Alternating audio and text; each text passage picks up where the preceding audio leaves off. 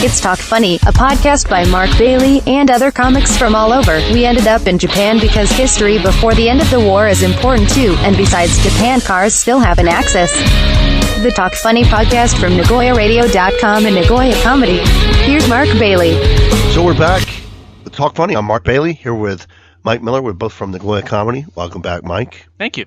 So nice to be back. Let's start with what we were just talking about off mic.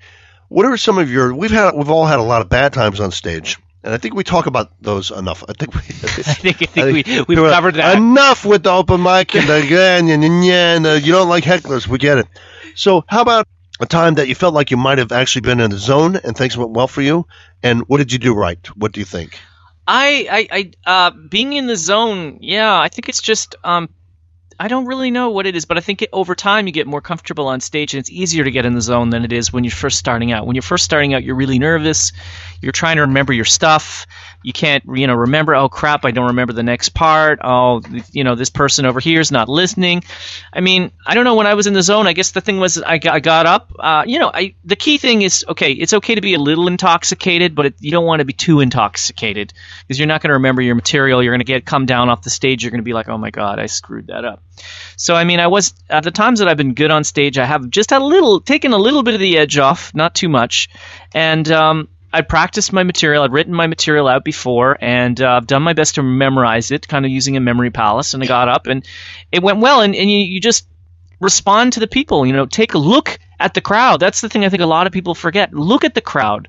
Really, it's hard because the lights. I mean, we go to one club where it's like you're in a torture chamber and someone's interrogating you with lights. You remember that club? Who's your informant? Who's your informant? I'm on stage right now. Who's your informant? How many lights are there? Where did the Rosenbergs get the documents? Exactly. Where did they get them? So can I talk about my wife? Where did they get the documents? Here. Yeah. So, I mean, but it's hard to see sometimes through the lights, but it's good to try and make eye contact with your audience, and they appreciate it a lot more. Really, they listen to them. I mean, that's one thing I read. Livingston Taylor has a great book on stage performance. And he's the brother of James Taylor, the musician, and he's also a musician, but he's more well known as a teacher. Right. And he basically said, you got to listen to the audience before you start talking or start playing.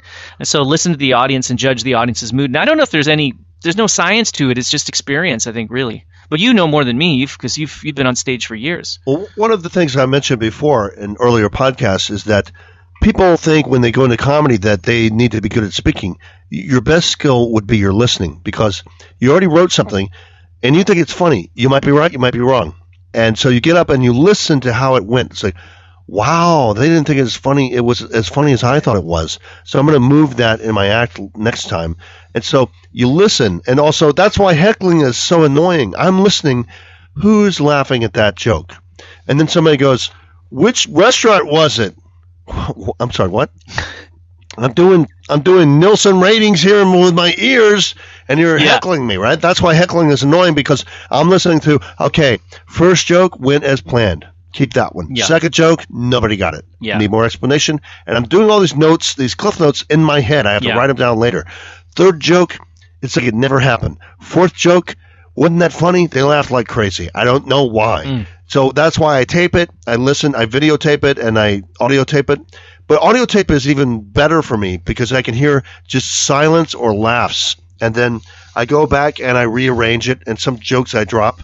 And so when you're on, a comedian needs good ears, because if you're bombing like Mike wasn't at the infamous Coat of Arms show, the first one we ever did, but my ears were telling me, like, these jokes are funny, but somebody told the audience that we're all drunk, so they're not listening now. Yeah, we weren't that drunk, but we were probably in worse shape than we should have been. But these jokes, that's why I couldn't understand. These jokes should have worked. Yeah, a lot of it is how it's framed. Yeah. That's what the job of a good MC is, to get up there and frame it well and say, okay, this guy is blah, blah, blah. He's very funny. And then people have a kind of expectation, oh, I'm going to laugh at this. But like you said, that Notorious show, you had a pretty bad lead-in, I believe, with and I wasn't the MC. Someone who's a very nice guy, but I think made a big mistake that night. He's a little too honest. And was a little too honest. And it just kind of like, set the stage for people thinking, oh, screw these guys. I'm not listening. So this is what I wasn't the MC at this one.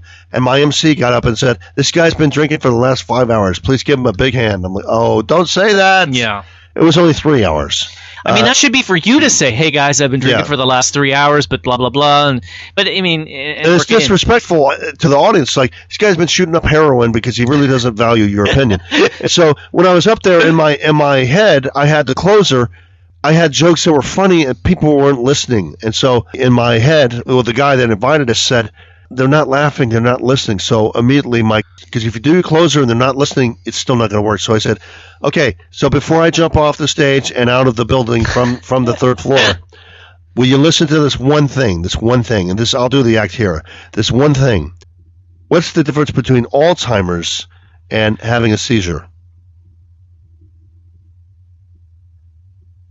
And people are like, what? What? And I didn't say anything. And then people are like, oh, he's saying there's no difference. And then they laughed, and they're clapping like, that's good, that's good. Yeah. Like, I'm Mark Bailey. That was why I came on, right? And so you do the close. You have to do the close. You can't leave. People go, boo, boo, boo. You can't leave. You have to get the audience back on your side. And that's why listening is important. You have to listen to the jokes, and you listen to the heckler, and then maybe you don't have a good answer for him, but the next time when someone says something like, why don't you get off the stage? It's like, well, because I'm paid to do 10 minutes. That's why. Or why are you looking at me? Well, because I'm actually technically legally blind. Yeah. It's legal. What do you have a problem? It's legal. I'm legally blind. I'm legally drunk. What do you care? What do you care, lady? I'd say, I mean, you just get a power. I think I don't know. I've never dealt with real hecklers like Mark, but I mean, from the times that I've had some heckling, is that my strategy has been, sometimes if it's funny, you can reply to it if you think of something, but if not, just power through it. Don't let them break your rhythm. That's the key thing. Don't let them break your rhythm, because too many people take it personal, and then they get off track, and then they're like, oh, well, blah, blah, blah, and then they're not funny anymore. So don't let them break your rhythm, I'd say. Just keep powering through it. Yeah, I can't emphasize enough that when you're on stage, you need to listen. Listen how your jokes are going over. Listen, because maybe you think they're funny. They might be, but the audience might not get it sometimes. And then you realize I need to do more context next time when I embellish that joke. And some of the jokes that didn't go over the first time, I've made into closers. That's kind of my challenge, And another one is you'll have the elephant in the room, where there was an infamous show where everybody was drunk. They just came back from the racetrack, the horse race or something. Yeah. They all drank like a whole bottle, a whole fifth of whiskey, all of them, including the women. Yeah. And they're shouting out stuff like, "You're not as handsome as you should be," and you have to address. You can't address everything, but like if a nude guy gets up and starts slapping the cymbals on the drum set on the stage that you're on, you need to address it. You need to say something. I don't think he was nude at that point, but he wasn't. But he was. It's funny. Later, he was nude. Thanks for crapping on the story. Can I piss on your joke a little bit further? Thanks. Yeah, it was much funnier the way I told it. The way it didn't happen, it was much funnier.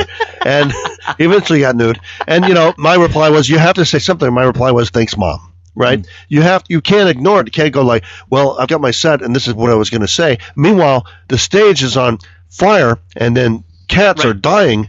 You'd have to say something like, "I'm killing up here. I'm killing. Yeah, exactly. I'm killing it. Exactly. Hey, I got pussy to burn." That's the thing that Livingston Taylor said in his book, and he said the exact same thing. He said you have to address whatever's going on, whatever the situation is going on in the crowd. And if the crowd is drunk and they're rowdy, you've kind of got to address that in some way. And you can't just go up. It's not a canned. That's the thing about comedy. I think it's not canned. It's like, okay, you've practiced, you have your lines, you have your bits, but the way you deliver it depends on how the crowd reacts, right? And how the state of the crowd. You have to adjust what you're saying to the crowd. I mean, it's obvious stuff, but it's just, I don't think a lot of people get it until they're better at it, because they're too afraid up there, and they're still trying to remember the stuff that they've memorized. Yeah, doing comedy on stage is like doing a chemistry experiment that's been proven, but every time you don't know how it's going to end. Right. It's been proven in the lab, but it doesn't always. H2O on stage doesn't always mean water. Sometimes it's urine.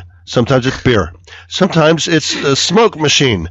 You never know what H2O is going to be. Yeah. On paper, this works, right? Why aren't people laughing? Because they're drunk. They just broke up with their girlfriend, boyfriend. They're angry at you because you were rude off stage. They don't understand the cultural context. That's a big problem, especially in Japan. If, let's say, someone who's listening is Japanese and they're English as a second language learner, they may not understand the cultural context of your joke and be like, I don't get that. We had so many, that's another podcast, our infamous shows. We've had a lot of them. We had an infamous show in Toyohashi But we did a first show there, and everybody there had a great time. It was packed. Yeah, we did well. It was a really good show. Then about 2 weeks later, you get the passive-aggressive emails on Facebook from the same people who said I had a great time. Well, from a person. It wasn't the people. Well, he was quoting. He was quoting people that may or may not have. Yeah, and so we this passive aggressive thing was like, well, next time you come, try not to be so rude, so abrasive, so spontaneous. Try not to be sarcastic. I can't remember. Did Michelle Wolf play that night? Yeah, I don't think that was it. Is it this? Yeah, it's not the correspondence dinner, And so we got criticism, and I'll tell you a little secret. Mike won't admit to this, but comedians can't take criticism. We don't like it. We don't like it. Yeah. We don't like it. We probably should, but especially me, I don't like it. So when people come up and they come up and they go, you're pretty good in the middle. I like that part. Now I'm thinking, what about the beginning and the end, you moron? What's that? That's an insult. You're funny in the middle. Mike, you're funny on Mondays. That's rude. That's rude.